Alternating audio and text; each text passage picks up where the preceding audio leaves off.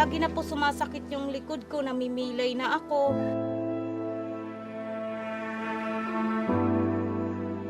Hanggang po sa nagliit na yung mga paa ko. Tapos hanggang sa hindi na ako makalakad. Pero nakaya ko pa naman po no, kahit pilay-pilay ako na Kasi sabi ng doktor sa akin, yung sa spinal na mga ugat, konektado sa paa. Kaya hindi na ako nakakapaglakad. Magkano lang kinikita sa katulad kung isang lang sabi, sa construction lang, provincial rate ang kita.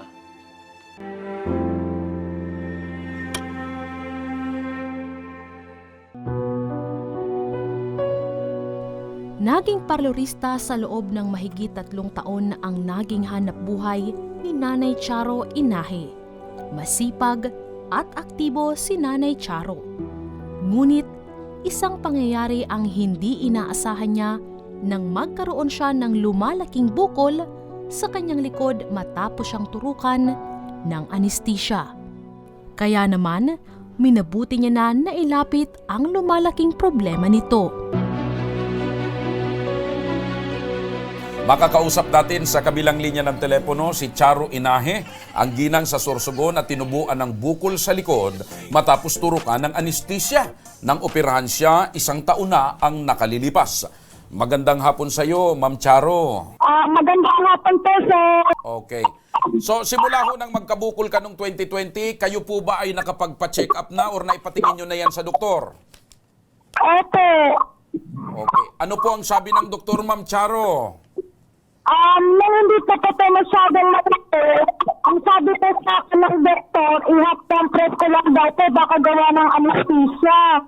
Ngayon, in-hot compress ko naman, hanggang sa sumasakit na siya, lagi po nang pinapacheck up, at lagi po ako rekleta ng mga laboratory. Ano po ang advice sa inyo ng doktor? Sabi po sa akin, pina-x-ray na ako, doon po nakita na may bukol na ako, kung ilang centimeter na yung kalaking bukol ko.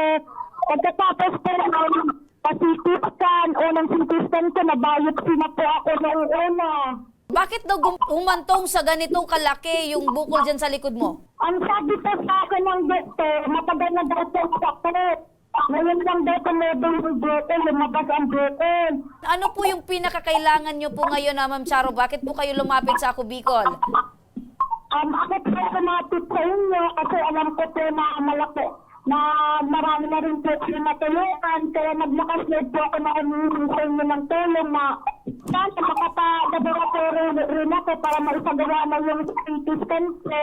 Para mag-desisyonan po ng doktor kung itutulo ako. Kasi sabi po ng doktor, hindi na po sila makadesisyon na operahan ako. Baka malaki na rin po ang madamage sa akin. Charo, makinig kang mabuti, ano? Para tugunan ang medikal mong pangangailangan, Ma'am Charo, makakausap natin sa kabilang linya ng telepono si Mr. Efren Guab, ang Ako Bicol Party List Coordinator sa Sorsogon.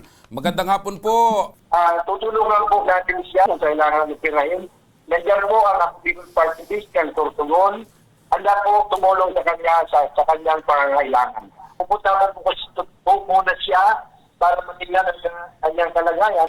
Ate, maraming salamat po.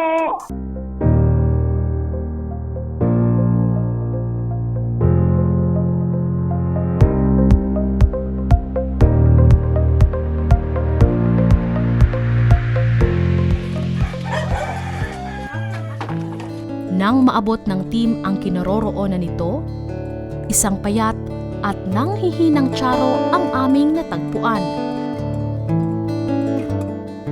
Dahil ito sa lumalaking bukol sa kanyang likod, ay hindi na maayos ang kurba ng kanyang katawan. Nagsimula po to nung nagkasakit ako noon, chikungunya bago mag-pandemic. Na-confine ako sa ospital, gumaling naman yung chikungunya ko, nakasurvive ako noon. After mga months, nakaramdam ako na sumasakit yung tagiliran ko, yung bandang kanan. Tapos nung na-hospital na confine ulit ako kasi hindi ko kaya yung sobrang sakit, na-findingan po ako ng appendicitis. Tapos dali-dali po ako nung dinala sa provincial para maoperahan agad. tinurukan ako sa likod sa spinal ng pangpamanhid. Nakaramdam ako ng sakit ng likod.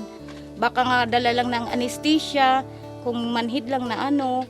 Tapos yun, nag-hot compress naman po ako, hindi nadala. Isa sa mga nakapanayam ng Team Tabang ang pangalawang ama ni Charo na siyang nag-aasikaso sa kanya. Bilang isang magulang, ang hangad ko sana gumaling ulit siya, makabalik siya sa dati niyang galaw, katawan. Bilang isang nanay na siya sa mga anak niya, magampanan niya yung obligasyon niya. Hindi katulad dati, nakikita ko yung mga anak niya, ang lilinis. Ngayon, baliktad. Imbis na siya mag-alaga, siya ang inaalagaan ng anak niya. Kaya sana sabi ko, panalangin ko sa Panginoon, manumbalik ang dati niyang sigla, pangangatawan niya. Ang dating siya, hindi katulad ngayon na halos butot balat na siya. Hindi mawari sa mukha ni Charo ang lungkot na dinudulot ng kanyang pinagdaraanan ngayon, lalo na't sanay siyang aktibo sa kanyang buhay. Wala na, totally talagang kumbaga wala na siya may tulong. Siya na talaga kailangan tulungan. Magkano lang kinikita sa katulad kung isang, sa construction lang, provincial rate ang kita. 465 a day, hindi pa nakakabuo ng 1 linggo dahil tuwing Webis, nandito ako sa kanya mag-aasikaso.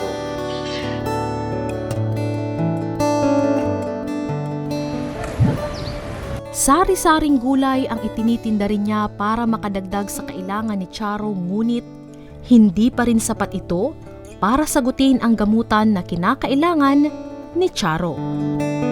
Bukod po sa cash assistance, Nanay Charo, ito po may pinamibigay din si Congressman. Nagpapasalamat po ako sa iyo, Congressman Saldico, sana ibigay niyo pong groceries at saka cash para sa maintenance na gamot ko. Sobrang biyaya na po ito na dumating sa amin. Sana po marami pa pong blessing ang dumating sa inyo at God bless po. Napansin niyo yung post ko sa kanila na na-share ko sa Ako Bicol, Tabang Ora mismo. Maraming salamat, lalo na po kay Congressman Saldi. Maraming salamat po sa pagtulong niyo kay Charo Inahe. Sa akin po, tos puso po akong nagpapasalamat sa naipaabot ni Congressman Elizalde ko, kay Nini. Sana wag po siya magsawang tumulong at kung sakasakali man na sana kung magkaroon na ng desisyon ng doktor na kung kailangan siyang operahan or ikimo, sana sa lalong madaling panahon makalapit ako sa kanya, madali ko siyang maabot. Ang taus-pusong pasasalamat ibinabalik ko sa kanya. Maraming salamat sa kanya. Sana wag siya magsawang tumulong sa mga katulad namin. Bagamat kritikal ang kondisyon ni Charo kung siya man ay isa sa ilalim sa operasyon, asahang mananatili ang pag-aalalay ng Tabang Ora mismo ni Congressman Saldico sa itatakdang araw kung siya man ay handa na sa operasyon. Aika Ferry, Ako Bicol, Tabang Ora mismo.